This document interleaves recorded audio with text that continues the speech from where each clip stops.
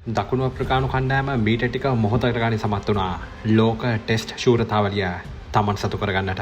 ඒ ප්‍රබල ඔස්ට්‍රේලියානු කණ්ඩායමට එරෙහිව කඩුළු 5ක ජයක් වාර්තා කරමින් ගෙට්වල මහගෙදර පැවැත්වෙච්ච ලෝඩ්ස් ක්‍රීඩා පිටියේදී පැවැත්වෙච්ච මේ අවසාන තරගයේදී ආසියාවේ වාසිය දිනාගත් දකුණු අප්‍රිකානු කණ්ඩායම මුලින් පිතිකරණය දීමට ඔස්ට්‍රේලියානු කණ්ඩායමට ආරාධනා කළා. ඔස්ට්‍රේලියානු කණ්ඩායමේ ආරම්භක පිතිකරණ ලෙස පිටිත පැමිණි උස්මන් ඛවාජා සහ මානස් ලැම්බුෂාන්ගේ ආරම්භක සම්බන්ධතාවය ලකුණු 12කට සීමා කරන්නට කගිසෝ රබඩා සමත් වෙන්නේ උස්මන් ඛවාජාව ලකුණු 0කට සීමා කරමින් යනුව නැවතත් ක්‍රියාත්මක වෙච්ච කගිසෝ රබඩා කැමරන් ග්‍රීන්ගේ කඩුල ලකුණු 4කට සීමා කරද්දී ඔස්ට්‍රේලියා ලකුණු පුර සඳහන් වුණේ 16ට කඩුළු 2ක් විදිහට. ඔස්ට්‍රේලියානු කණ්ඩායමේ පිතිකරුවන් සුළු විසුළු කරපු කගිසෝ රබඩා කඩුළු 5ක් සහ මාකෝ ජන්සන් කඩුළු 3ක් ලබා ගැනීමෙන් ඔස්ට්‍රේලියානු කණ්ඩායමේ පළමුවෙනිම ලකුණු 212කට සීමා කරන්න සමත් වෙනවා. ඔස්ට්‍රේලියාව කණ්ඩායම වෙනුවෙන් වෙබ්ස්ටර් ලකුණු 72ක් සහ ස්ටිව් ස්මිත් ලකුණු 66ක් පළමුවෙනිමට ලබා ගත්තා.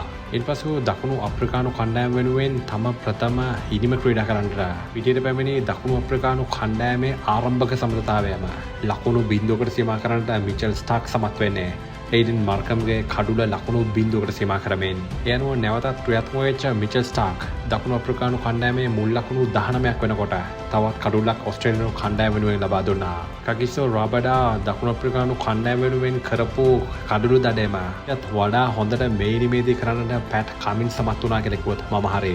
පන්දුවර 18ක් තුරදී කඩුළු 6ක් ලබාගෙන ලකුණු 28ක් පමණක් ලබා දීලා පැට් කමින් සමත් වෙනවා. දකුණු අප්‍රිකානු කණ්ඩායමේ පළමුවෙනිම ලකුණු 138ක වගේ බොහොම අඩු ලකුණු ගණනකට සීමා කරන්නට. ඒ වගේම පැට් කමින් සමත් වෙනවා මේ තරගයේදී තම 300 වෙනි ටෙස්ට් කඩුල්ල ලබා ගන්නටත්. ඉන්පසු නැවතත් ඔස්ට්‍රේලියානු කණ්ඩායම වෙනුවෙන් පිතිකරණය දෙන්නට දෙවෙනි ඉනිම වෙනුවෙන් මානස් ලැබුෂාන් සහ උස්මන් ඛවාජා නැවතත් පිටියට පැමිණියා. ඔස්ට්‍රේලියා කණ්ඩායමේ මුළු ලකුණු සංඛ්‍යාව 28ක් වෙනකොට පළමු කඩුල්ල විදිහට උස්මන් ඛවාජාවත් කැමරන් ග්‍රීන්වත් පිටියෙන් ඉවත් කරන්නට රබඩා සමත් වෙනවා. ඒ අනුව ඔස්ට්‍රේලියානු කණ්ඩායමේ දෙවෙනි ඉනිමත් ලකුණු 207කට සීමා කරන්නට කගිසෝ රබඩා කඩුළු 4ක් සහ ලුංගි එන්ගිඩි කඩුළු 3ක් ලබා ගැනීමෙන් දකුණු අප්‍රිකානු කණ්ඩායම සමත් වෙනවා. දෙවෙනි ඉනිමත් ඔස්ට්‍රේලියානු කණ්ඩායමේ අඩු ලකුණු සංඛ්‍යාවකට සීමා කරන්නට. මේ ඉනිමේදී ඔස්ට්‍රේලියානු වෙනුවෙන් වැඩිම ලකුණු ලබා ගත්තේ මිචෙල් ස්ටාක්. ඒ නොදවෙයි ලකුණු 58ක්. ලෝක ටෙස්ට් ශූරතාවලිය තමන්ගේ රටේ ඉදිරියෙන් තියන්නට නැවතත් දකුණු අප්‍රිකානු කණ්ඩායම වෙනුවෙන් ඒඩන් මාර්කම් පිටියට පැමිණියා. ඒ ලකුණු 282ක ජයග්‍රාහී ඉලක්කයක් සමග. නමුත් දකුණු අප්‍රිකානු කණ්ඩායමේ ආරම්භක සම්බන්ධතාවය ලකුණු 9කට සීමා කරන්නට මිචෙල් ස්ටාක් නැවත වරක් සමත් වෙද්දී ඒඩන් මාර්කම් සමත් වෙනවා. දකුණු අප්‍රිකානු කණ්ඩායම වෙනුවෙන් දක්ෂ විදිහට සටන් කළා. මේ තරගයේ ලැබපු එකම ශතකය ලබා ගන්නට. ඒ වගේම මාර්කම්ට අනිත් පැත්තෙන් ටෙම්බා බවුමා තමන්ගේ නායකයාගේ සහයෝගය නොවදව ලැබුණා කියලා කිව්වොත් මම හරි. ලෝක ටෙස්ට් ශූරතා අවසන් තරගයේදී තමන්ගේ ශතකය 4-5කින් ලබාගත් ඒඩන් මාර්කම් දකුණු අප්‍රිකානු කණ්ඩායම වෙනුවෙන් මේ තරගය ශක්තිමත් විදිහට ක්‍රීඩා කරගෙන ගියා. මාර්කම් සහ ටෙම්බා බවුමා අතර ගොඩනැගෙමින් තිබුණු ඒ ශක්තිමත් සම්බන්ධතාවය බිඳහෙරන්නට පැට් කමින් සමත් වුණේ ටෙම්බා බවුමාගේ කඩුල ලකුණු 66කට ලබා ගැනීමෙන්. ජයග්‍රහණය පෙනී තිබූ මොහොතක ඒඩන් මාර්කම්ගේ කඩුල ලබා ගන්නට ජෝෂ් හෙස්ල්වුඩ් සමත් වෙද්දී ඒඩන් මාර්කම්ගේ ජයග්‍රාහී ඉනිම සඳහන් වුණේ ලකුණු 136ක් විදිහට.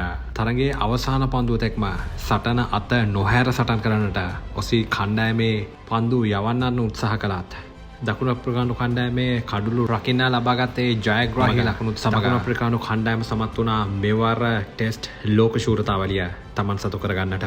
ඒ ප්‍රබල ඔස්ට්‍රේලියානු කණ්ඩායමට එරෙහිව කඩුළු 5ක ජයක් වාර්තා කරමින්. ඉතින් මේ ශූරතාවලිය දකුණු අප්‍රිකානු ක්‍රිකට් වංශ කතාවේ වටිනාම ජයග්‍රහණය විදිහට සනිටුහන් වේවි. ඒ වගේම මෙවර ලෝක ටෙස්ට් ශූරතාවලියේ වැඩිම ලකුණු ලබාගත් ක්‍රීඩකයා ජෝ රූට් ඒ ලකුණු 1968ක්.